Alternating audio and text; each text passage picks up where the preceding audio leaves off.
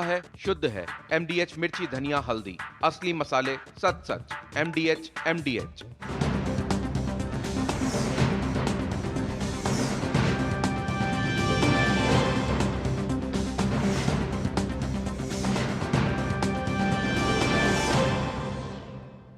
नमस्कार, स्वागत है आप सभी का डीडी न्यूज़ पर। आप देख रहे हैं मिड डे प्राइम। मैं हूं रमा त्यागी। अगले 1 घंटे में हम बात करेंगे देश भर की बड़ी खबरों की, बताएंगे दुनिया भर में कौन कौन सी खबरों पर है सबकी नज़र, क्या चल रहा है खेल और अर्थ जगत में, और कुछ खबरें संस्कृति के क्षेत्र से भी। लेकिन सबसे पहले देख लेते हैं बड़ी खबरें। प्रधानमंत्री नरेंद्र मोदी गयाना दौरे के अंतिम दिन आज वहां की संसद को करेंगे संबोधित। भारतीय समुदाय से भी करेंगे मुलाकात।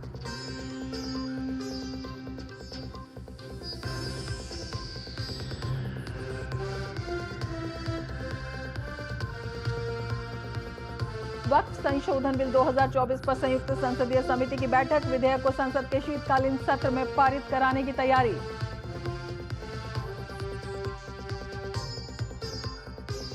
आतंकी घुसपैठ के मामले में NIA की बड़ी कार्रवाई। जम्मू कश्मीर में 8 जगह पर की छापेमारी। रामबन, किश्तवाड़, डोडा, रियासी और उधमपुर में की कार्रवाई।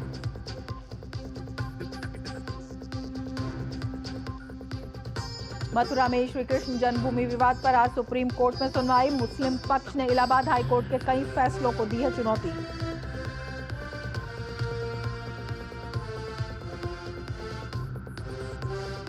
रक्षा मंत्री राजनाथ सिंह ने लाओ PDR में आसियान रक्षा मंत्रियों की बैठक में लिया हिस्सा। एशिया प्रशांत में शांति और समृद्धि पर दिया जोर।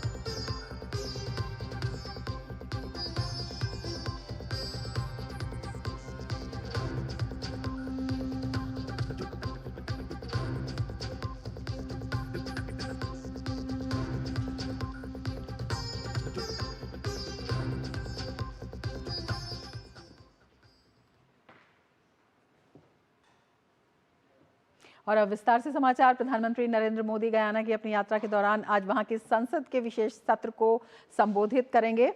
PM का यह संबोधन देश की वैश्विक कूटनीतिक संपर्क में एक और महत्वपूर्ण क्षण होगा। 14वीं बार प्रधानमंत्री विदेश की किसी संसद को संबोधित करेंगे और ये बेहद महत्वपूर्ण क्षण होगा वैश्विक कूटनीतिक संपर्क का, क्योंकि 14वीं बार प्रधानमंत्री विदेश की किसी संसद को संबोधित करेंगे। तो गयाना के संसद में आज PM का संबोधन विदेशी संसदों को सबसे अधिक बार संबोधित करने वाले भारतीय प्रधानमंत्री होने का गौरव प्राप्त है। PM मोदी को विदेशी संसदों में दिए गए उनके संबोधन मनमोहन सिंह की ओर से दिए गए 7 संबोधनों से दोगुने हैं। इंदिरा गांधी ने विदेशी विधानमंडलों को 4 बार संबोधित किया था, जबकि अगर हम बात करें जवाहरलाल नेहरू की तो उन्होंने 3 बार संबोधित किया था। राजीव गांधी और अटल बिहारी वाजपेयी ने 2 बार ऐसे भाषण दिए, जबकि मोरारजी देसाई और PV नरसिम्हा राव जैसे अन्य लोगों ने केवल 1 बार संबोधित किया। पिछले कुछ वर्षों में प्रधानमंत्री मोदी ने अमेरिका से लेकर यूरोप, अफ्रीका, ऑस्ट्रेलिया और एशिया तक दुनिया भर के विधानमंडलों में भाषण दिए हैं। महाद्वीपों से परे उनके संबोधन वैश्विक मंच पर भारत के बढ़ते प्रभाव का प्रमाण है। अमेरिकी कांग्रेस के संयुक्त सत्र को प्रधानमंत्री 2 बार साल 2016 और साल 2023 में संबोधित कर चुके हैं। साल 2014 में PM ने ऑस्ट्रेलिया और फिजी की संसदों को संबोधित किया और साल 2015 में प्रधानमंत्री ने ब्रिटिश संसद को संबोधित किया। अफ्रीका में PM मोदी ने 2015 में मॉरिशस की नेशनल असेंबली और साल 2018 में युगांडा की संसद को संबोधित किया। एशिया में PM ने 2014 में भूटानी संसद और नेपाल संविधान सभा के संयुक्त सत्र को, 2015 में श्रीलंका, मंगोलिया और अफगानिस्तान की संसदों को और 2019 में मालदीव की संसद को संबोधित किया। तो ये अपने आप में बेहद महत्वपूर्ण क्षण होंगे जब हम कूटनीतिक संपर्क की बात करते हैं। सबकी निगाहें इस पर बनी हुई हैं। प्रधानमंत्री नरेंद्र मोदी ने अपनी गयाना यात्रा के पहले दिन के कार्यक्रमों के मुख्य अंश सोशल मीडिया के माध्यम से साझा किए। X पर वीडियो साझा करते हुए उन्होंने लिखा कि मुझे विश्वास है कि आने वाले समय में कैरेबियाई देशों के साथ भारत के संबंध और भी मजबूत होंगे।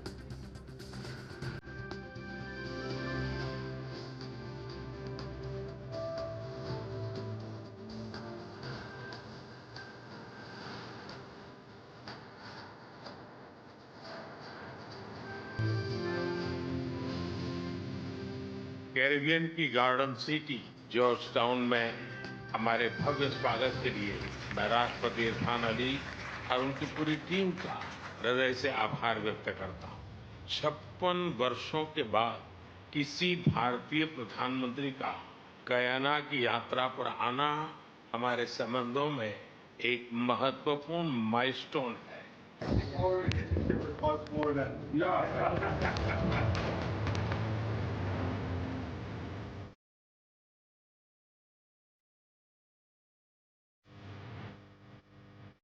आज की बैठक में हमने हमारे सहयोग को मजबूत करने के लिए कई नए इनिशिएटिव्स की पहचान की है।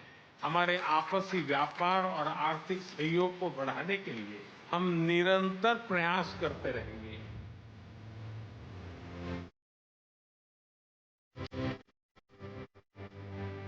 एक पैर मां के नाम, अपनी मां के स्मृति में अगर मां जीवित है तो उनको साथ लेकर के, मां मौजूद नहीं है तो उनकी याद के साथ धीरे धीरे पूरी दुनिया में इस काम को एक बल मिल रहा है। You are a champion among leaders. You have led incredibly.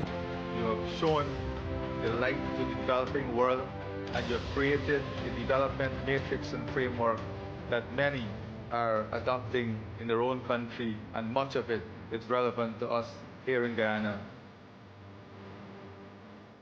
Bharat ने सदैव कैरिकॉम के साथ मिलकर साझा चुनौतियों से निपटने का प्रयास किया है। कोविड हो या नेचुरल डिजास्टर्स, कैपेसिटी बिल्डिंग हो या विकास के कार्य, भारत एक विश्वसनीय पार्टनर के रूप में आप सभी के साथ कंधे से कंधा मिलाकर आगे बढ़ा है।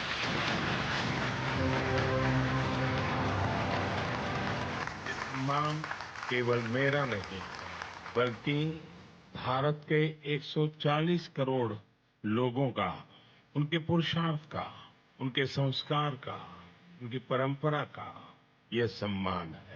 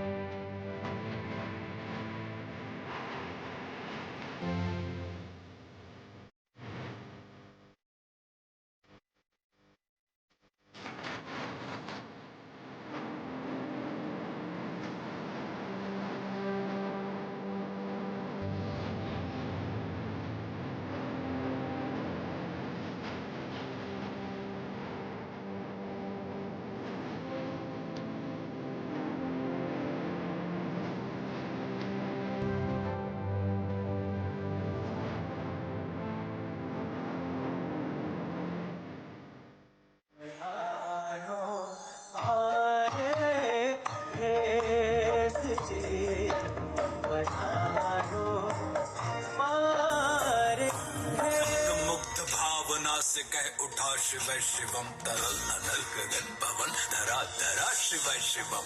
Like a bow, but never break.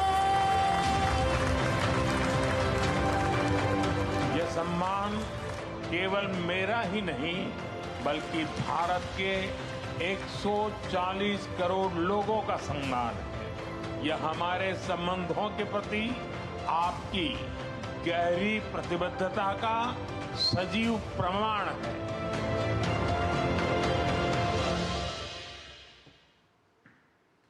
प्रधानमंत्री नरेंद्र मोदी ने महात्मा गांधी की शिक्षाओं और उनके शांति संदेश को वैश्विक मंच पर प्रस्तुत करने में अपनी अटूट प्रतिबद्धता दिखाई है।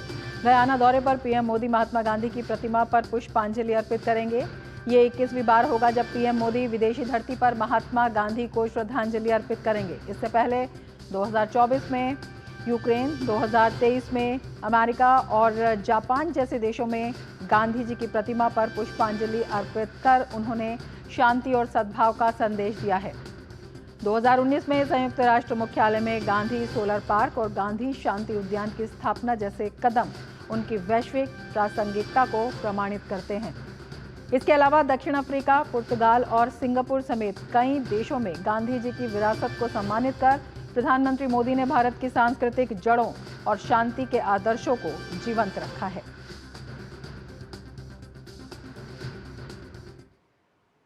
गयाना के राष्ट्रपति इरफान अली ने गयाना के जॉर्ज टाउन में प्रधानमंत्री नरेंद्र मोदी को देश के सर्वोच्च नागरिक सम्मान ऑर्डर ऑफ एक्सीलेंस से सम्मानित किया। इस दौरान उन्होंने कहा कि जरूरत के समय किसी की मदद करना दुनिया की सबसे बड़ी परीक्षा होती है, जिसे प्रधानमंत्री नरेंद्र मोदी ने कोविड के समय मदद कर पास किया है। The greatest test of any human being, the greatest test of any member of the human family is to give of their very little when they are most in need. And Prime Minister Modi has fulfilled this test with distinction during the COVID-19 pandemic, when they gifted this region 500,000 vaccines, when India itself was rallying to meet their own needs. आगे बढ़ेंगे और बात करेंगे वक्फ संशोधन bill 2024 की, जिस पर संयुक्त संसदीय समिति यानी जेपीसी की बैठक दिल्ली में हो रही है। जेपीसी अध्यक्ष जगदम्बिका पाल के मुताबिक बैठक के बाद शीतकालीन सत्र में रिपोर्ट प्रस्तुत की जाएगी। समिति का यह प्रयास वक्फ अधिनियम में सुधार लाने और वक्फ संपत्तियों का समुदाय के कल्याण के लिए सही तरीके से उपयोग सुनिश्चित करने के लिए एक बड़ी राष्ट्रीय पहल का हिस्सा है। वक्फ संशोधन बिल 2024 की जांच के लिए समिति ने 9 से 14 नवंबर तक कर्नाटक, गुवाहाटी और भुवनेश्वर का दौरा किया था। हालांकि उपचुनाव की घोषणा के बाद कोलकाता, पटना और लखनऊ का प्रस्तावित दौरा उन्हें रद्द करना पड़ा था। ये अध्ययन दौरा समिति के सदस्यों को प्रस्तावित बिल की समीक्षा में मदद करने के लिए था। 22 अगस्त से अब तक वक्फ संशोधन बिल 2024 की संयुक्त संसदीय समिति ने 25 बैठकें की हैं। समिति ने 6 मंत्रालयों के काम की समीक्षा की है और 123 हितधारकों से सुना है, जिनमें 6 राज्यों के प्रतिनिधि, 8 वक्फ बोर्ड और 4 अल्पसंख्यक आयोगों के सदस्य शामिल थे। तो जेपीसी की बैठक जारी है और संसद के शीतकालीन सत्र में इसे पेश किया जा सकता है। और ये बैठक अपने आप में बेहद महत्वपूर्ण है, क्योंकि 26 सितंबर से 1 अक्टूबर तक लगातार 5 बैठकें की गई हैं। इसमें राज्यों की अल्पसंख्यक बॉडी से इसमें मुलाकात की गई है। 27 सितंबर को गुजरात, 28 सितंबर को हैदराबाद, 30 सितंबर को चेन्नई और 1 अक्टूबर को बेंगलोर का भी दौरा किया समिति ने। और इस दौरे के दौरान स्थानीय अल्पसंख्यक आयोग और जो अन्य स्टेक होल्डर्स हैं उनके साथ मीटिंग की। वक्फ संशोधन विधेयक 2024 पर संयुक्त समिति ने आपत्ति और सुझाव भी मांगे। तो ये जो है लगातार बैठकों का दौर जारी रहा और उसके बाद अब ये बैठक हो रही है, जिसकी रिपोर्ट संसद के शीतकालीन सत्र में प्रस्तुत की जा सकती है। तो जेपीसी की बैठक जारी है और हमारे संवाददाता शैलेंद्र मिश्र हमारे साथ इस वक्त जुड़े हुए हैं। शैलेंद्र, क्या कुछ जानकारी इस बैठक के बारे में देना चाहेंगे? गहन अध्ययन के बाद, तमाम स्टेक होल्डर्स से बातचीत के बाद ये बैठक की जा रही है। देखिए, सुबह 11 बजे बैठक शुरू हुई थी और बैठक में जो हमें जानकारी मिल रही है कि जो विपक्षी सदस्य हैं वो उन्होंने ये कहा है कि अगर एक समिति के अध्यक्ष चाहें तो इस समिति के कार्यकाल बढ़ाने का एक प्रस्ताव रखा जा सकता है, या फिर जो पहले हफ्ते में रिपोर्ट आनी है उसमें कुछ और समय लिया जा सकता है। लेकिन जेपीसी अध्यक्ष ने आज सुबह ये साफ कर दिया था कि रिपोर्ट करीब करीब तैयार है और इस तरह का कोई इरादा नहीं है। आज हम जानते हैं कि अल्पसंख्यक मंत्रालय के जो अधिकारी हैं, अभी तक जो सुझाव आए हैं उस पर उनकी क्या टिप्पणियां, उस पर जो कुछ मुख्य बिंदु है उसको लेकर समिति के सदस्यों के सामने अपनी बातें रख रहे हैं। तो एक तरह से अब हम कह सकते हैं कि जेपीसी समिति अपने अंतिम दौर में पहुंच चुकी है। इसके बाद एक आध बैठक और होगी ऐसी संभावना जताई जा रही है और पहले हफ्ते में, संसद सत्र के पहले हफ्ते के अंतिम दिन तक ये रिपोर्ट रखी जानी है। जेपीसी अध्यक्ष ने आज बहुत स्पष्ट तौर पर कह दिया है कि समिति की रिपोर्ट तैयार है, यानी पूरा काम हो चुका है। क्योंकि 25 से ज्यादा बैठकें हो चुकी हैं, देश भर में दौरे हो चुके हैं, देश भर के लोगों से सुझाव मांगे जा चुके हैं और हमने देखा है कि दिन भर बैठकों का दौर चला है। तो अब हम कह सकते हैं कि इसके बाद 1-2 बैठक और होगी संभवतः, और जेपीसी अपनी रिपोर्ट दे देगी वक्फ संशोधन बिल पर। तमाम महत्वपूर्ण जो प्रस्ताव हैं संशोधन जो वक्फ कानून में संशोधन को लेकर जो स्टेक होल्डर्स आए उन्होंने उसका समर्थन किया है, चाहे वो डिजिटल एक डाटा बनाने का हो वक्फ की जमीनों का, या फिर वक्फ के जमीनों से राजस्व का बेहतर इस्तेमाल का हो, या फिर वक्फ बोर्ड में मुस्लिम महिलाओं की भागीदारी का हो। इस तरह से तमाम सुझाव आए हैं जो हम जानते हैं कि सरकार जो बिल लेकर आई थी उसमें संशोधन में भी ये भी कहा गया था। तो अधिकांश स्टेक होल्डर्स ने सरकार के संशोधनों के समर्थन में अपनी राय रखी है, जो सूत्र बता रहे हैं। बिल्कुल, इसमें हम ये भी आपसे जानना चाहेंगे कि जिस तरह से तमाम स्टेक होल्डर से बात हुई है, तमाम तरह की आपत्तियां भी थी, बहुत सारे ऐसे मामले भी सामने आए थे, तो इस रिपोर्ट में कौन कौन से ऐसे पॉइंट्स हैं जिनमें खास तौर पर फोकस किया जा रहा है? देखिए 5-6 बहुत महत्वपूर्ण बिंदु हैं। पहली बात तो है कि वक्फ बोर्ड का गठन हो, उसमें कौन कौन रहे, गैर मुस्लिम सदस्य हो कि ना हो, इस पर बहुत चर्चा हुई है। जो प्रस्तावित कानून कहता है कि उसमें गैर मुस्लिम सदस्य हो सकता है। दूसरी बात यह है कि उसकी शक्तियां क्या क्या हों। अभी उसको बहुत असीमित अधिकार है और उसके खिलाफ अपील आप सीधे हाई कोर्ट जाएं और बहुत दिक्कत होती है अगर किसी जमीन पर नोटिस आ जाता है। और हमने देखा कि वक्फ के ऐसे ऐसे दावे सामने आए, पूरे गांव को बेदखल करने की बात हुई। तमिलनाडु में देखा, कर्नाटक में तो आप देखा कई जगहों पर आंदोलन हुआ किसानों का कि उस सैकड़ों वर्षों से वो खेती कर रहे थे, अचानक वक्फ के दावे सामने आ गए, तो संशोधन की जरूरत महसूस की गई। तो उस पर बहुत कुछ विचार हुआ है कि क्या शक्तियां हो बोर्ड में, कौन कौन हो सकता है, किसको क्या अधिकार हो, इसके साथ ही साथ गैर मुस्लिम सदस्य होना चाहिए कि नहीं होना चाहिए। इस पर अलग अलग स्टेक होल्डर्स ने अपनी राय रखी है। लेकिन जो बहुत महत्वपूर्ण है कि 5-6 बिंदुओं जो सरकार ने जिस बिल में, प्रस्तावित बिल में जो कहा था, उसके समर्थन में हमने देखा है कि न केवल तमाम स्टेक होल्डर्स बल्कि बड़े बड़े मुस्लिम स्कॉलर्स आए हैं कि वक्फ की जमीनों का रखरखाव बेहतर होना चाहिए, उसका डिजिटलीकरण होना चाहिए, उसके राजस्व का बेहतर इस्तेमाल मुस्लिम गरीबों के हित में होना चाहिए, और वक्फ में बोर्ड में जो बदलाव उसके भी समर्थन में आप देखें तो कई जो स्टेक होल्डर्स आए, जो कानूनविद हों या फिर मुस्लिम स्कॉलर्स हों, उन्हें अपनी राय रखी है। तो अब देखना होगा कि जब ये रिपोर्ट सामने आती है तो क्या क्या महत्वपूर्ण सुझाव जेपीसी देती है। जो ये बिंदु है, इन पर अब तक क्या कुछ प्रतिक्रिया मिल पाई है शैलेंद्र? और आपसे ये भी जानना चाहेंगे कि कितने ज़रूरी जो है ये संशोधन या ये बिंदु हो जाते हैं, क्योंकि जब रिपोर्ट्स में ये बात सामने आती है 125 से ज़्यादा ऐसी संपत्ति हैं जिन पर अनधिकृत कब्जा कर लिया, 45 ऐसी संपत्तियां हैं जिन पर रातों रात कब्जा कर लिया, चाहे दक्षिणी क्षेत्र का कोई गाँव हो, ताजमहल पर भी एक बार इस तरह से जो है कब्जे की बात कही गई थी जिसे सुप्रीम कोर्ट ने नकार दिया था। तो इन सब चीज़ों को देखते हुए ये कितना ज़रूरी हो गया था आज के दौर में?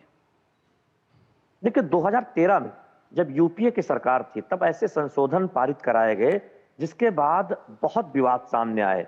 तमाम पुरानी संपत्तियां किसानों की या फिर ऐतिहासिक बिल्डिंगें, उन पर वक्फ की जमीनें होने का दावा सामने आने लगा और बहुत विवाद सामने आया। तब ये जरूरत महसूस हुई कि इसमें बदलाव की जरूरत है और उसको लेकर एक बिल लाया गया जो जेपीसी को सौंपा गया और जेपीसी उस पर विचार कर रही है।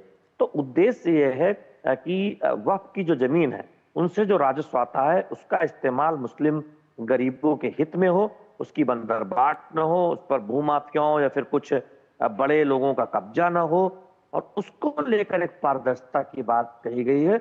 और जो वक्फ बोर्ड हो उसमें कौन कौन सदस्य होने चाहिए वो भी इस प्रस्तावित कानून में कहा गया है। तो ये सब बहुत महत्वपूर्ण विचार के बिंदु है। विपक्ष के जो सदस्य हैं वो जरूर उन्होंने कई सुझाव पर अपनी आपत्तियां जताई, जब कई स्टेक होल्डर्स ने अपनी बातें रखी। बिल के महत्वपूर्ण प्रावधानों को लेकर भी उन्होंने सवाल उठाया और यही वजह है वो बहुत हंगामेदार रही है। कई बार मामला स्पीकर तक पहुंचा है, विपक्ष के सदस्यों की तरफ से भी, और जेपीसी के चेयरमैन भी गए थे। हम जानते हैं कि जेपीसी के चेयरमैन जब कर्नाटक गए कुछ किसानों की बात सुनने, तब किस तरह से उन्हें आश्वासन दिया कि उनकी जो जिस तरह का जो मसला है वो देखा जाएगा। और बीजेपी के पास कि जो रवैया है विपक्ष का वो ठीक नहीं है। तो कई हमने हंगामे की स्थिति देखी जेपीसी की बैठक के दौरान भी। मेल के जरिए सुझाव मंगाए गए हैं और जो प्रस्तावित बदलाव हैं उनको लेकर बहुत महत्वपूर्ण सुझाव जेपीसी में आए। जी शैलेंद्र, आप नजर बनाए रखें। फिलहाल शुक्रिया पूरी जानकारी के लिए। आगे बढ़ते हैं। कांग्रेस सरकार ने विभिन्न गारंटियों के माध्यम से कर्नाटक के लोगों के जीवन स्तर को ऊपर उठाने का वादा किया था। इसके बजाय राज्य के नागरिकों पर अब अतिरिक्त बोझ डाल दिया गया है। कर्नाटक सरकार ने सरकारी अस्पतालों में मेडिकल सेवाओं का शुल्क बढ़ा दिया है। वहीं राज्य सरकार के इस फैसले को लेकर सियासत भी गर्म हो गई है। केंद्रीय मंत्री HD कुमारस्वामी ने कहा कि 5 गारंटी को लागू करने के लिए कर्नाटक की सरकार बेवजह जनता पर बोझ डाल रही है। All the issues state government, they have actually putting burden on the government, on the common man, to actually implement that 5 guarantee programs. For that, unnecessarily they are burdening on the common man. This is not good.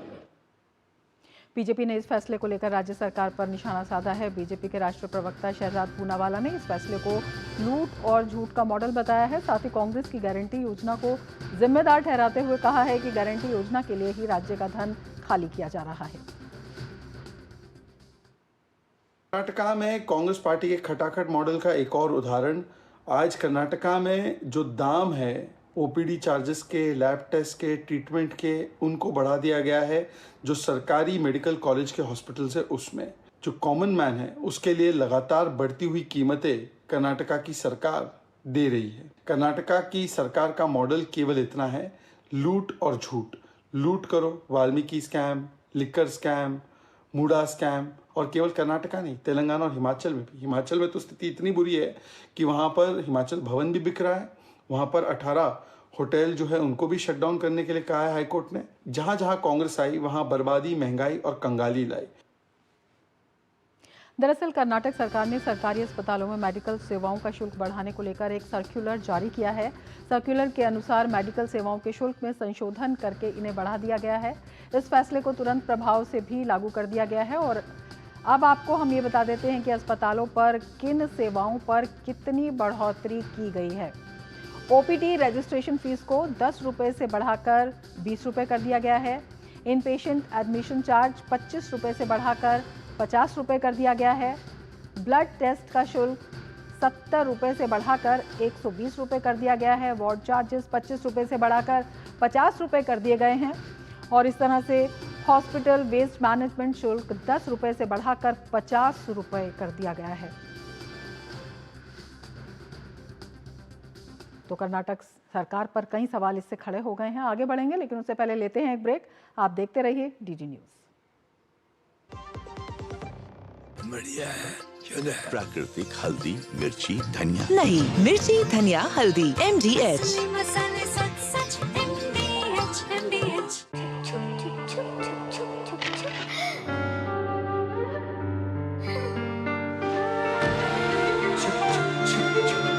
आ जाओ। Yes, पापा। जिंदगी किसी के लिए नहीं रुकती, हम भी आपको कहाँ रुकने देंगे। जिंदगी के हर मोड़ पर LIC है तो इंश्योर्ड है।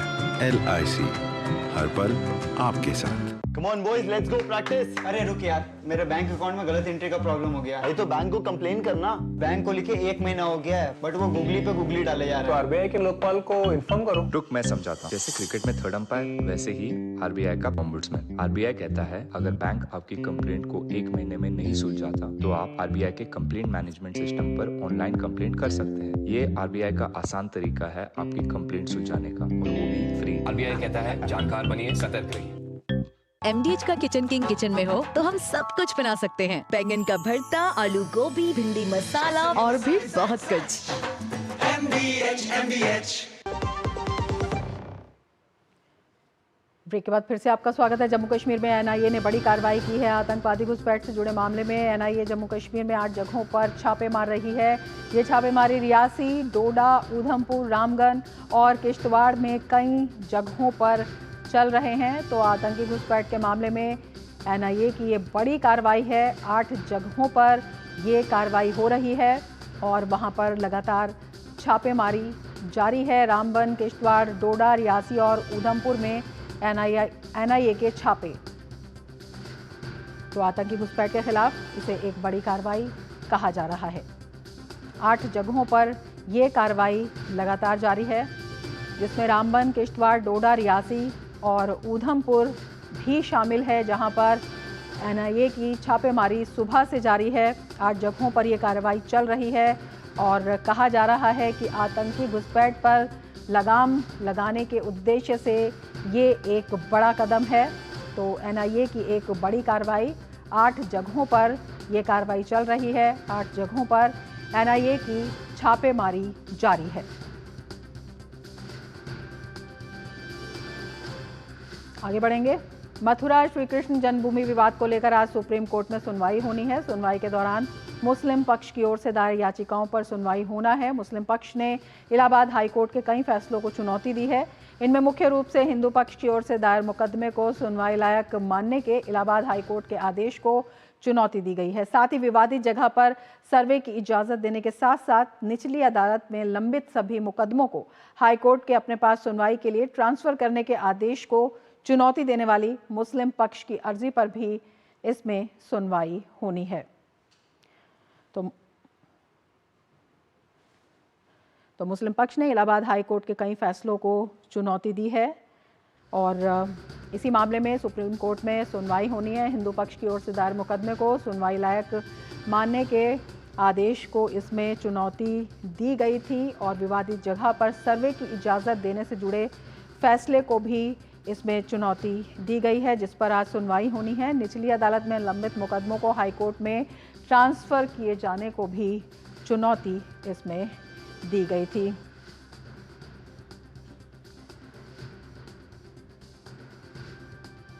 और एक बार फिर से अपनी अभी की खबर की तरफ हम आपको ले चलते हैं, जहां पर जम्मू कश्मीर में 8 जगहों पर एनआईए की छापेमारी चल रही है। हमारे संवाददाता नीरज हमारे साथ जुड़े हुए हैं और ज़्यादा जानकारी के साथ।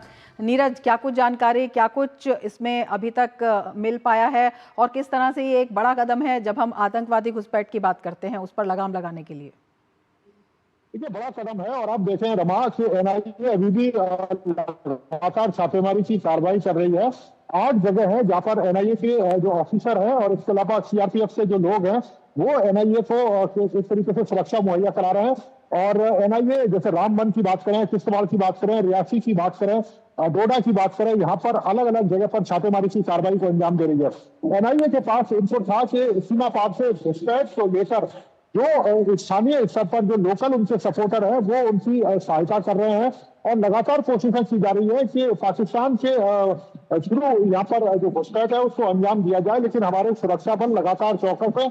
इसके अलावा एनआईए को ये भी इनपुट मिला था कि यहाँ पर जो इनके लोकल जो वर्कर हैं वो कई सारी जो चीजें हैं वो एनआईए को ये पता लगी थी कि वो आतंकवादियों को मुहैया कराने के लिए इकट्ठा भी कर रहे हैं। किस तरीके से रास्ते से उनको लेकर जाना है, कहाँ कहाँ उनको छुपाना है, इसके अलावा स्थानीय स्तर पर किस तरह की लोकल सपोर्ट है वो उनको उपलब्ध करवानी है। ये तमाम जानकारी एनआईए के पास थी और यही कारण है कि एनआईए ने 8 जगह पर छापेमारी की कार्रवाई को अंजाम दिया है। कुछ लोगों को हिरासत में लेकर एनआईए अभी भी लगातार पूछताछ कर रही है और एनआईए को ये पता लगा था कि बड़ी संख्या में जो घुसपैठ है वो भारत के अंदर कराए जाने की फिराक में थे। इसमें कई सारे आतंकवादी हैं, लश्कर ए तोयबा की बात करें, हिजबुल मुजाहिदीन की बात करें, ये तमाम आतंकवादी हैं जो अपने आतंकवादियों को भारत के अंदर घुसपैठ कराकर और किसी बड़ी वारदात को अंजाम देने की फिराक में थे। लेकिन एनआईए के पास इनपुट मिला और उसके बाद ये कार्रवाई शुरू हुई है और कई सारे जो लोग हैं उनको हिरासत में लेकर एनआईए पूछताछ कर रही है। तो कह सकते हैं कि बड़ी कामयाबी है एनआईए को लेकर कि एनआईए ने घुसपैठ के उस मॉड्यूल को तोड़ने की कोशिश की है जिसके थ्रू आतंकवादियों को भारत के अंदर घुसाने के लिए लगातार प्रयास किए जा रहे थे। बिल्कुल, लगातार जिस तरह से जम्मू कश्मीर में विशेषकर जब हम आतंक की बात करते हैं, घुसपैठ की बात करते हैं, उस पर लगाम लगाने की बात करते हैं और उसमें जो डिफरेंट एजेंसीज हैं उनके संयुक्त संयोजन के साथ काम करने की बात करते हैं, तो अपने आप में बेहद महत्वपूर्ण इसलिए भी हो जाता है क्योंकि ये सभी वो इलाके हैं, चाहे हम रामबन की बात करें, किश्तवाड़ की बात करें, डोडा की बात करें, जो सीमा से, बॉर्डर से लगते हुए इलाके हैं और काफी संवेदनशील भी हो जाते हैं। देखिए, बिल्कुल काफी संवेदनशील है और आपने देखा भी होगा कि खासतौर से जब श्रीनगर के थ्रू आप देखें कि जब घुसपैठ होती थी तो उस पर हमारे जो सेना है और हमारे जो जवान है उन्होंने लगाम लगाया। लेकिन ये इलाके ऐसे हैं, चाहे हम डोडा की बात करें, उधमपुर की बात करें, यहाँ से लगातार कोशिशें की जा रही थी कि आतंकवादियों को घुसपैठ कराई जाए और इन कोशिशों को एनआईए ने नाकाम किया है क्योंकि एनआईए के पास इनपुट है कि यहाँ पर जो लोकल वर्कर हैं, जो आतंकवादियों के सपोर्टर हैं, वो उनके लिए एक तरीके से तमाम सहायता मुहैया करा रहे थे। उनके हथियारों का इंतजाम किया जा रहा था, उनके लिए छुपने का इंतजाम किया जा रहा था, उनको किन किन रास्तों से निकाल कर और जो आतंकवादी घटना है उनको अंजाम देने के लिए किन रास्तों से लेकर जाना था, उसका इंतजाम किया जा रहा था, उनके खाने पीने का इंतजाम किया जा रहा था। तो ये तमाम जानकारी एनआईए के पास थी और एनआईए ने एक बड़ी कार्रवाई की है। और हम कह सकते हैं कि आने वाले समय में भारत के ऊपर जो खतरा मंडरा रहा था वो आतंकवादी घटनाओं के रूप में एनआईए ने उस खतरे पर लगाम लगाई है और कई लोगों से हिरासत से लेकर एनआईए पूछताछ कर रही है ताकि भविष्य में इस तरह की घुसपैठ की किसी भी कोशिश को कह सकते हैं कि उस पर चुनौती से लगाम लगाई जाए या कह सकते हैं कि बिल्कुल उसको बंद किया जाए ताकि कोई भी घुसपैठ भारत में ना हो पाए। बिल्कुल एक बड़ा कदम है और कड़ा संदेश भी है। नीरज, बहुत शुक्रिया तमाम जानकारी के लिए। आगे बढ़ेंगे। दिल्ली और एनसीआर में बढ़ते प्रदूषण पर काबू पाने के लिए वायु गुणवत्ता प्रबंधन आयोग ने ग्रेडेड रिस्पांस एक्शन प्लान यानी ग्रैप में बदलाव किया है। नए बदलावों के अनुसार अब एनसीआर राज्यों के लिए ग्रैप स्टेज 3 के तहत कक्षा 5 एंड ग्रैप स्टेज 4 के तहत कक्षा 10 तक की शारीरिक कक्षाएं बंद करना अनिवार्य होगा। ये एक महत्वपूर्ण नीतिगत बदलाव होगा जो पहले राज्य सरकारों के पास मौजूद विवेकाधीन शक्ति को हटा रहा है। संशोधित ग्रैप में स्टेज 3 के तहत एक नया निर्देश भी शामिल है जिसमें राज्य सरकारों को यातायात की भीड़ और संबंधित उत्सर्जन को कम करने के लिए सार्वजनिक कार्यालयों और नगर निकायों के लिए अलग अलग समय लागू करने की आवश्यकता पर जोर दिया गया है। ये उपाय दिल्ली एनसीआर क्षेत्र में बिगड़ती वायु गुणवत्ता के खिलाफ सक्रिय और समन्वित कार्रवाई के लिए आयोग की प्रतिबद्धता को दर्शाता है। ग्रैप स्टेज 4 के तहत एक मास्क एडवाइजरी भी जारी की गई है जिसमें खतरनाक वायु गुणवत्ता की अवधि के दौरान बाहर निकलते समय व्यक्तियों से मास्क पहनने का आग्रह किया गया है। नियमों में हुए बदलाव को दिल्ली और प्रमुख एनसीआर के जिलों पर केंद्रित किया गया है, लेकिन अन्य क्षेत्रों में राज्य सरकारों के विवेक पर कार्यान्वयन का निर्देश दिया गया है। दरअसल ये संशोधन ऐसे समय में आए हैं जब वायु गुणवत्ता सूचकांक स्तर 450 से अधिक होने के साथ साथ गंभीर प्लस की श्रेणी में प्रवेश कर गया है। तो 12वीं तक अब पढ़ाई ऑनलाइन मोड में होगी। और उड्डयन सेवाओं में कोहरे की बाधा से यात्रियों को होने वाली समस्याओं से निपटने के लिए नागरिक उड्डयन मंत्री के राममोहन नायडू ने एयरलाइंस कंपनियों को स्पष्ट निर्देश देते हुए कहा है कि फ्लाइट में देरी होने पर यात्रियों को सक्रिय रूप से सूचना दें और एलईडी स्क्रीन वास्तविक समय में अपडेट प्रदान करें। साथ ही साथ केंद्रीय मंत्री ने ये सुनिश्चित करने के लिए भी कहा है कि चेक इन काउंटर पर पूरी तरह से कर्मचारी मौजूद हों ताकि सफर में अड़चन को कम करने में मदद मिल सके। नागरिक उड्डयन मंत्री राममोहन नायडू ने बुधवार को इस सिलसिले में समीक्षा बैठक और कोहरे की तैयारियों पर विभिन्न हितधारकों को ये निर्देश दिए। आमतौर पर कोहरे का मौसम दिसंबर की शुरुआत में होता है, लेकिन इस बार इसकी शुरुआत जल्दी हो गई है। बैठक में एयरलाइंस कंपनियों ने कहा कि वे दिल्ली और दूसरे एयरपोर्ट्स के लिए कैट 2 और 3 अनुपालन वाले विमान और पायलटों को तैनात करने के संबंध में डीजीसीए के गाइडलाइंस का पालन करेंगे जो कोहरे से प्रभावित हो सकते हैं। दिल्ली एयरपोर्ट के 4 रनवे हैं जो देश का सबसे व्यस्त एयरपोर्ट भी है। 3 में cat 3 ILS instrument landing system है जो कम दृश्यता स्तरों पर उड़ान संचालन की अनुमति देगा। दिल्ली के मुख्यमंत्री आवास के निर्माण में लापरवाही और आप सरकार में भ्रष्टाचार के विरोध में प्रदर्शन के लिए भारतीय जनता पार्टी के नेता और कार्यकर्ता एक बार फिर से सड़क पर उतर आए हैं। बीजेपी प्रदेश अध्यक्ष वीरेंद्र सचदेवा, विधानसभा में प्रतिपक्ष के नेता विजेंद्र गुप्ता, बीजेपी सांसद, एमसीडी के नेता और पार्षद सहित भारी संख्या में पार्टी के कार्यकर्ता इस प्रदर्शन में शामिल हुए। 11 अशोका रोड से जैसे ही बीजेपी का प्रदर्शन मार्च शुरू हुआ, केजरीवाल के घर पहुंचने से पहले ही पुलिस द्वारा बीजेपी के नेताओं और कार्यकर्ताओं को रोक दिया गया। बीजेपी अध्यक्ष वीरेंद्र सचदेवा, कैलाश गहलोत सहित तमाम नेताओं को पुलिस द्वारा हिरासत में लिया गया। आप पार्टी से भाजपा में आए कैलाश गहलोत ने कहा कि अरविंद केजरीवाल का शीश महल आम आदमी पार्टी के मूल सिद्धांतों के खिलाफ है। साथ ही उन्होंने इस बार दिल्ली में भाजपा की सरकार बनने का भरोसा जताया। का इशू है उस पर प्रोटेस्ट करने के लिए इकट्ठा हुए हैं और मैंने जब अपनी चिट्ठी लिखी अरविंद जी को तो उसमें ये साफ साफ लिखा कि शीश महल का जिस प्रकार से जो कंट्रोवर्सी क्रिएट हुई है ये वाकई में अनफॉर्चुनेट है और कहीं ना कहीं जो हमारे कोर प्रिंसिपल्स हैं आम आदमी पार्टी के उसके साथ कॉम्प्रोमाइज़ होने का जीता जाता एग्जाम्पल है। आई थिंक दिल्ली में बीजेपी इस बार सरकार बनाएगी। दिल्ली वासी जो है जो जनता है वो इस बार जिस प्रकार से दिल्ली में काम नहीं हुए उससे कहीं ना कहीं परेशान है, चाहे वो सीवर ओवरफ्लो हो रहे हैं, चाहे पीने का पानी नहीं पहुंच रहा है, चाहे सड़कें टूटी हुई हैं। मुझे पूरा यकीन है इस बार दिल्ली वासी जो हैं वो बीजेपी को जिताएंगे और नरेंद्र मोदी जी को दिल्ली की चाबी देंगे। राष्ट्रपति द्रौपदी मुर्मू ने आज के संजय मूर्ति को भारत के नियंत्रक एवं महालेखा परीक्षक के तौर पर शपथ दिलाई। उनकी नियुक्ति मौजूदा सीएजी गिरीश चंद्र मुर्मू के स्थान पर की गई है, जो 20 नवंबर को सेवानिवृत्त हो रहे हैं। वित्त मंत्रालय की ओर से जारी नोटिफिकेशन में कहा गया है कि भारत के संविधान के अनुच्छेद 148 के खंड 1 द्वारा प्रदत्त शक्ति के आधार पर राष्ट्रपति ने उन्हें नियुक्त किया है, जो उनके कार्यभार ग्रहण करने की तिथि से प्रभावी होगा। के संजय मूर्ति आंध्र प्रदेश कैडर के 1989 बैच के आईएएस अधिकारी हैं और मौजूदा समय में वे केंद्रीय शिक्षा मंत्रालय के अंतर्गत उच्च शिक्षा विभाग के सचिव के रूप में कार्यरत हैं। इस पद पर रहते हुए उन्होंने उच्च शिक्षा से संबंधित नीतियों को आकार देने में महत्वपूर्ण भूमिका निभाई।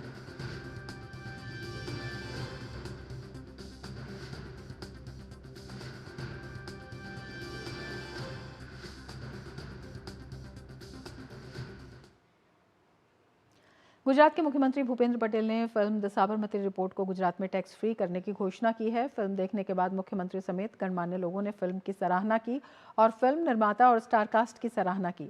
फिल्म स्क्रीनिंग में मुख्यमंत्री भूपेंद्र पटेल के साथ फिल्म निर्माता एकता कपूर, अभिनेता जितेंद्र कुमार और अभिनेत्री रिद्धि डोगरा भी शामिल हुए थे। आपको बता दें कि फिल्म द साबरमती रिपोर्ट 15 नवंबर को देश भर में रिलीज हुई थी।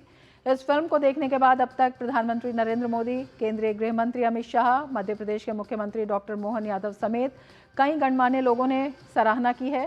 फिल्म को मध्य प्रदेश और छत्तीसगढ़ में भी टैक्स फ्री घोषित किया गया है।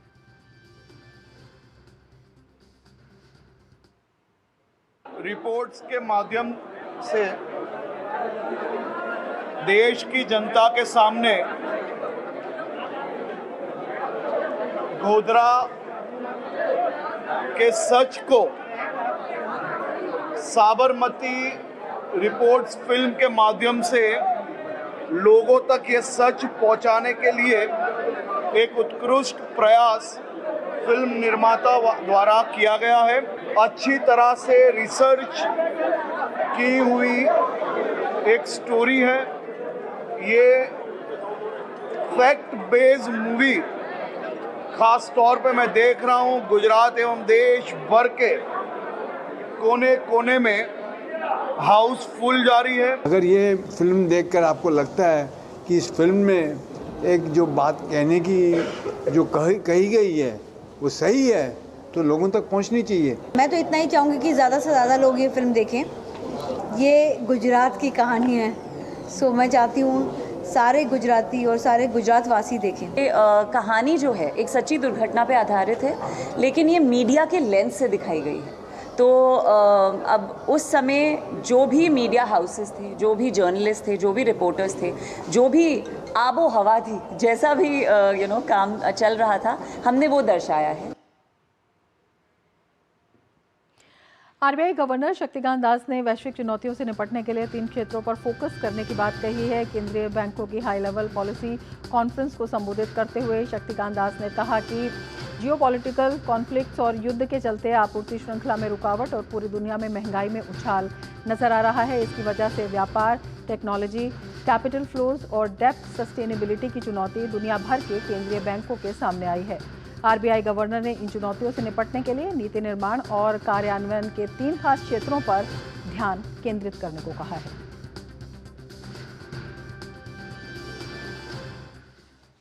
Areas of policy making and implementation. These 3 areas which I am going to focus on, they include 1, balancing inflation and growth, 2, monetary policy communication, and 3, crisis management.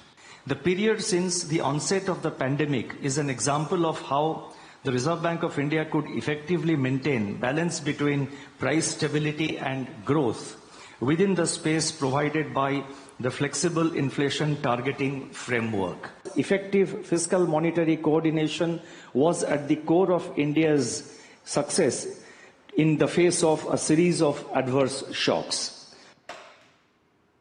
EPFO ने कर्मचारियों के भुगतान संबंधी सितंबर 2024 के अंतिम पेरोल का डेटा जारी किया है, जिसमें करीब 19 लाख सदस्यों के जुड़ने का पता चला है। सितंबर 2023 की तुलना में ये करीब 9% की सालाना बढ़ोतरी को दिखा रहा है।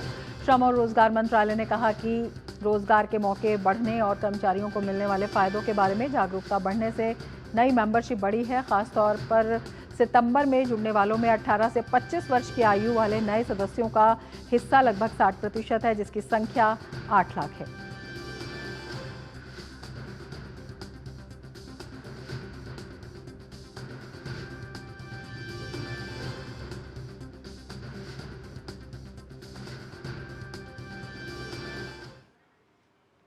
रक्षा मंत्री राजनाथ सिंह लाओ पीटीआर की आधिकारिक यात्रा पर हैं। आज उन्होंने 10 सदस्यीय आसियान देशों के समूह के साथ 8 संवाद साझेदार देशों के रक्षा मंत्रियों की ADMM+ बैठक में हिस्सा लिया। अपने संबोधन के दौरान उन्होंने सीमा विवाद, व्यापार समझौते समेत कई मुद्दों पर आसियान देशों को अहम संदेश दिया।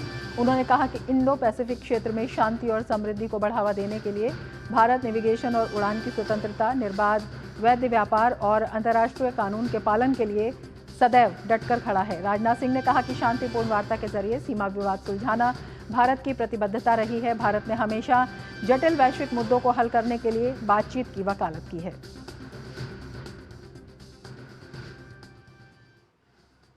चेंज के प्रति रेजिलियंस को बढ़ाने के लिए मल्टी स्टेक होल्डर एंगेजमेंट की आवश्यकता है। क्लाइमेट चेंज के इम्पैक्ट्स को मैनेज करने से लेकर इनोवेटिव सॉल्यूशंस डेवलप करने में यह एंगेजमेंट सहायक होगी। इन सॉल्यूशंस में वल्नरेबल पॉपुलेशन और हमारे डिफेंस इंस्टॉलेशन की सुरक्षा सुनिश्चित करना भी शामिल हो। उदाहरण के लिए बदलते तापमान और सी सैलिनिटी में बदलाव के कारण वेजल्स के वायंस तथा वेपन सिस्टम की परफॉर्मेंस और नेविगेशनल मार्ग की सटीकता पर भी प्रभाव पड़ सकता है, जो समुद्र में सुरक्षा के लिए यह बेहद महत्वपूर्ण है।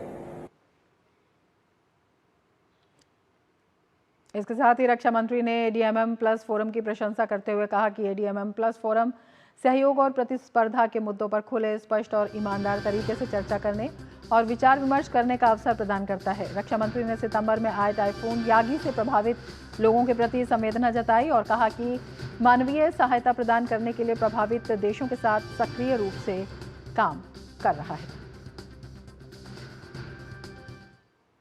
ट्रेजिक इंसिडेंट से प्रभावित लोगों के प्रति अपनी गहरी संवेदना व्यक्त करता हूं। इस कठिन समय में भारत ऑपरेशन सद्भाव के माध्यम से ह्यूमैनिटेरियन असिस्टेंस प्रदान करने के लिए प्रभावित देशों के साथ सक्रिय रूप से काम कर रहा है। इस प्रकार की प्राकृतिक आपदाएं हमें बार बार क्लाइमेट चेंज के गंभीर खतरों की याद दिलाती है। क्लाइमेट चेंज का यह मुद्दा आज के 11वें ADMM+ ज्वाइंट स्टेटमेंट में बहुत ही सटीक रूप से उठाया गया है। भारत ने खालिस्तानी आतंकवादी हरदीप सिंह निज्जर की हत्या के संबंध में कनाडाई मीडिया में आई खबरों को बदनाम करने वाला अभियान करार दिया है।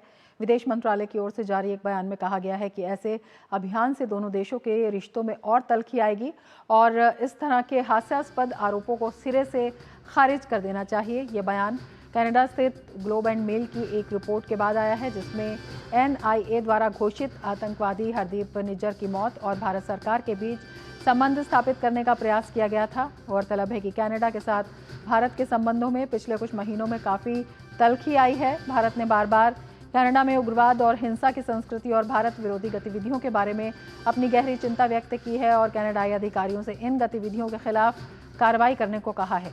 भारत लगातार कनाडा के आरोपों का खंडन करता आ रहा है। भारत ने ट्रूडो के आरोपों को बेतुका और राजनीति से प्रेरित बताया था। इसके अलावा भारत ने कनाडा पर अपने देश में चरमपंथी और भारत विरोधी तत्वों को जगह देने का आरोप भी लगाया था। आपको बता दें कि निज्जर की पिछले साल 18 जून को ब्रिटिश कोलंबिया के गुरुद्वारे के बाहर हत्या कर दी गई थी। भारत अपने निर्यात रुझान में बड़े बदलाव के लिए तैयार है और साल 2030 तक सर्विस सेक्टर का निर्यात वस्तु निर्यात से आगे निकलकर $618 अरब तक पहुंचने की उम्मीद है। शोध संस्थान ग्लोबल ट्रेड रिसर्च इनिशिएटिव ने ये बात कही है। वित्त वर्ष 2018-19 और 2023-24 के बीच देश का माल निर्यात 5.8% की सालाना दर से बढ़ा है, जबकि सेवा निर्यात की वृद्धि दर 10.5% रही है। GTRI ने कहा कि दर से वित्त वर्ष 2029-30 तक सेवा निर्यात 618.21 अरब डॉलर तक पहुंचने की संभावना है। ये माल निर्यात से आगे निकल जाएगा। माल निर्यात उस समय 613.04 अरब डॉलर रहने का अनुमान है। रिपोर्ट के मुताबिक भारत के सर्विस सेक्टर में सबसे अधिक वृद्धि 2 श्रेणियों में है, जिसमें सॉफ्टवेयर और IT सेवाएं और अन्य व्यावसायिक सेवाएं शामिल हैं।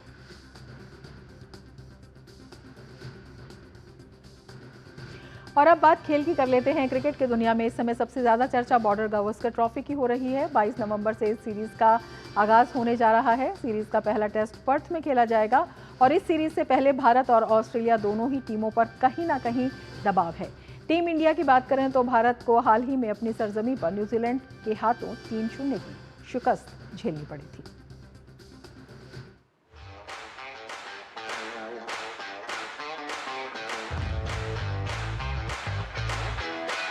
क्रिकेट के दीवानों को जिस सीरीज का इंतजार रहता है वह सामने है। भारत और ऑस्ट्रेलिया के बीच 1996 से शुरू हुई बॉर्डर गावस्कर ट्रॉफी का एक और संस्करण पर्थ टेस्ट से शुरू होने के लिए तैयार है। 5 मैच की सीरीज का पहला मुकाबला शुक्रवार से शुरू होना है। वैसे टीम इंडिया के लिए ये टेस्ट सीरीज बेहद अहम है और टीम को अगर विश्व टेस्ट चैंपियनशिप के फाइनल में जाना है तो इस सीरीज को बड़े अंतर से जीतना होगा। भारतीय टीम की बात करें तो यहाँ पहले टेस्ट में रोहित शर्मा टीम के साथ नहीं होंगे। ऐसे में उनकी जगह पर जसप्रीत बुमराह टीम की कप्तानी करेंगे। वैसे भारतीय टीम के लिए चिंता यह भी है कि पहले टेस्ट से शुभमन गिल भी बाहर हो गए हैं। ऐसे में सलामी बल्लेबाज के तौर पर KL राहुल सामने हैं। वैसे काफी कुछ दारोमदार विराट कोहली के कंधों पर भी रहने वाला है। पर्थ पिच की बात करें तो पर्थ की पिच गेंदबाजों की मददगार रही है। ऐसे में टीम इंडिया यहां पेसर्स पर ज्यादा निर्भर रह सकती है। ऑस्ट्रेलिया की बात करें तो पहले टेस्ट में नेथन मैक्सवेनी डेब्यू कर सकते हैं। तेज गेंदबाजी एक बार फिर पैट कमिंस, मिशेल स्टार्क और जोश हेजलवुड के इर्द गिर्द रहेगी। स्पिन गेंदबाजी की कमान नेथन लियोन संभालेंगे। स्टीवन स्मिथ और ट्रेविस हेड बल्लेबाजी में अपना शानदार फॉर्म इस टेस्ट में भी जारी रखना चाहेंगे। आंकड़ों की बात करें तो भारत और ऑस्ट्रेलिया के बीच अब तक 107 टेस्ट मैच हुए हैं, जिसमें 32 में टीम इंडिया को जीत मिली है, जबकि 45 में टीम को हार का मुंह देखना पड़ा है। 1 मैच टाई और 29 मुकाबले ड्रॉ रहे हैं। वहीं ऑस्ट्रेलिया की सरजमी पर दोनों टीमों ने 52 मैच खेले हैं। 9 मैच में भारतीय टीम को जीत मिली है, जबकि 30 मैच में टीम को हार नसीब हुई है। 13 मुकाबले ड्रॉ रहे हैं। कुल मिलाकर एक बड़ी सीरीज सामने है, जहां चुनौती दोनों ओर है। जिद जीत की है, जो जुनून के रूप में अगले कुछ दिन दोनों टीमों पर हावी रहने वाला है। Sports desk, DD news. और भारत ने महिला एशियन चैंपियंस ट्रॉफी हॉकी प्रतियोगिता का खिताब जीत लिया है। फाइनल में भारतीय टीम ने चीन को 1-0 से हराया। भारत की ओर से एकमात्र गोल दीपिका ने किया। प्रतियोगिता में 11 गोल करने वाली दीपिका को प्लेयर ऑफ द टूर्नामेंट चुना गया।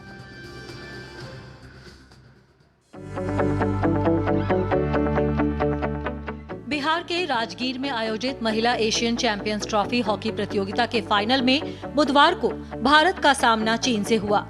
ये दोनों टीम ग्रुप दौर में भी भिड़ी थी, जिसमें भारत ने चीन को आसानी से मात देने में कामयाबी पाई थी। प्रतियोगिता में एक भी मैच न गंवाने वाली भारतीय टीम ने फेवरेट के तौर पर ही फाइनल में शुरुआत की।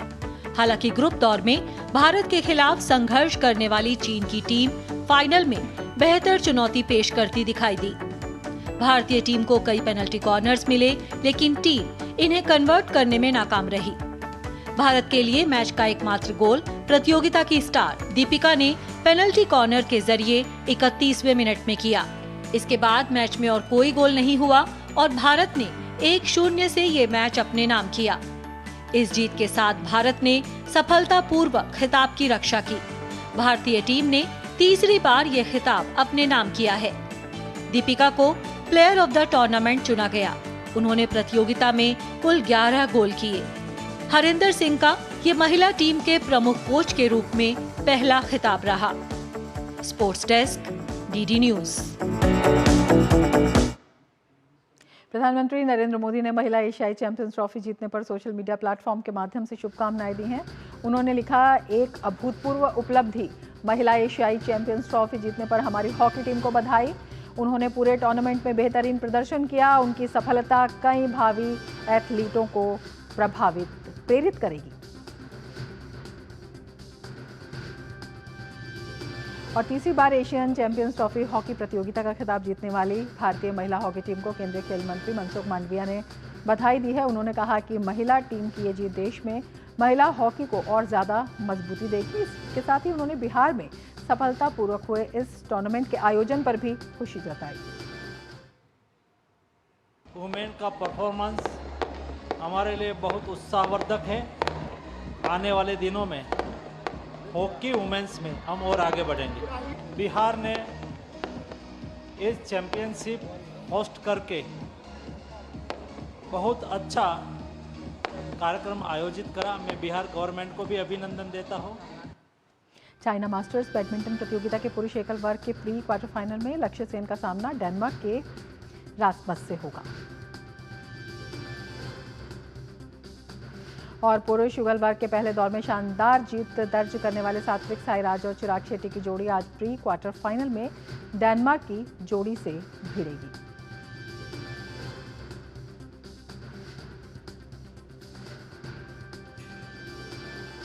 बॉलीवुड सुपरस्टार आमिर खान की गैर लाभकारी संस्था पानी फाउंडेशन ने महाराष्ट्र के 4000 गांवों तक जल संरक्षण का संदेश पहुंचाया है। विकेंद्रीकृत जल ग्रहण प्रबंधन के जरिए आमिर ने इसे जन आंदोलन में बदल दिया है, जो शहरी और ग्रामीण क्षेत्रों के बीच के खाई को पाटने का काम कर रहा है। आज नई दिल्ली में Indian school of development management द्वारा आयोजित डायलॉग्स ऑन डेवलपमेंट मैनेजमेंट 2024 के मौके पर इस प्रतिष्ठित स्टार ने अपनी बात रखी। हमारे संवाददाता तापस भट्टाचार्य ने उनसे खास बातचीत की। आपकी पानी फाउंडेशन सर बहुत काम कर रही है इस वक्त पानी को लेके आने में, वाटर स्कैरसिटी के बारे में, और प्रधानमंत्री नरेंद्र मोदी जी भी मिशन लाइफ लेके आए हैं। एक तरह से आपको लगता है कि ये जो चीज़ें हैं, एक तरह से देश दिखा रहा है, भारत दिखा रहा है कि किस तरीके से सस्टेनेबिलिटी जो है वो पूरे विश्व को उसको अपनाना चाहिए? हाँ, यकीनन हमारे सामने कई मुद्दे हैं जिस पे काम करना ज़रूरी है और पानी उसमें से एक है, और पानी बहुत ही अहम भी है। तो करीबन 8 साल पहले हमने पानी फाउंडेशन शुरू किया था, और ये काम जो हम कर रहे हैं वो जब हमने शुरुआत की थी तो basically we were working in decentralised watershed management, जो हम लोग गाँव वालों को सिखा रहे थे। और basically it is with knowledge and excitement and encouragement and inspiration that we were working with the villages of Maharashtra. Grass root पे जो लोग काम करें, खासतौर से विलेजेस में, अब वहाँ पे कितना ज़रूरी है? देखिए, कोई भी समस्या जो है जो बड़ी होती है और उसको अगर आपको उसमें आपको सक्सेस गेन करना है, उसको सॉल्व करना है, तो उसके लिए लोगों का एक साथ आना बहुत ज़रूरी है। Society has to come together, और जब लोग साथ आते हैं तब कोई भी प्रॉब्लम जो है, ऐसे कोई प्रॉब्लम नहीं है जो हम सॉल्व नहीं कर पाएंगे। ये आपकी फाउंडेशन अभी तक कितने विलेजेस में या कितने लोगों में, अगर मैं कहूँ, इम्पैक्ट डाला है आपके साथ? 4000 से ज़्यादा गाँवों में हमने काम किया है, और अगर आप लोगों की संख्या पूछेंगे तो वो काफ़ी ज़्यादा है। हाँ, मुझे एग्जैक्ट कौन सी जगह, क्योंकि बहुत सी जगह महाराष्ट्र में खासतौर से जो ड्रॉट हिट होती है, पानी की दिक्कत होती है। हम लोग ने मेनली काम किया है मराठवाड़ा में, वेस्टर्न महाराष्ट्र में और विदर्भ में। वो एंटायरली डिपेंडेंट थी विलेजर्स पे।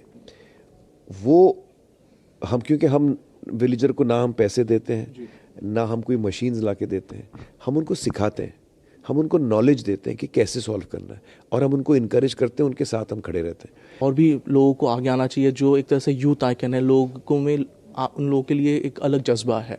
देखिए, हर इंसान जिसके अंदर ऑलरेडी ये जज्बा है उसको सामने आना चाहिए, और मुझे लगता है कि आज जो हमारा यूथ है उसमें बहुत जज्बा है। There is a lot of positivity in the youth today, and there is a lot of एक एनर्जी है यूथ में कुछ कर दिखाने की, तो डेफिनेटली वो हमारे यूथ में है। अच्छा, आखिरी सवाल जानना चाहेंगे, आमिर खान को क्या पसंद है, क्या उनको पुश करता है, क्या उनको आगे लेके आने के लिए उनको लगता है कि यार इसमें मज़ा है?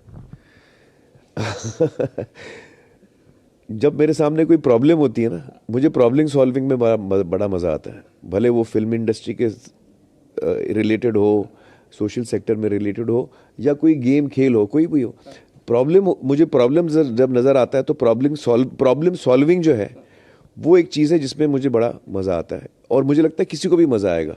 तो ये थे आमिर खान, जैसे मैंने कहा लेजेंडरी एक्टर है, यूथ आइकन है, और जब ये कुछ कहते हैं तो पूरी दुनिया सुनती है। तो पानी के ऊपर ये बात कर रहे हैं और किस तरीके से सस्टेनेबल डेवलपमेंट जो है वो आगे लेके भारत को जा सकता है। कैमरा पर्सन SP दुबे के साथ मैं तापस भट्टाचार्य, दूरदर्शन समाचार, दिल्ली।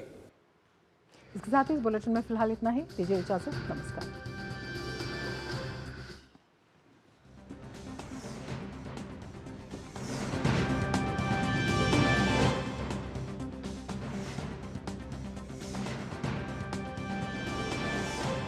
मिड डे प्राइम के प्रायोजक थे बढ़िया है, शुद्ध है, MDH मिर्ची, धनिया, हल्दी, असली मसाले, सच सच, MDH।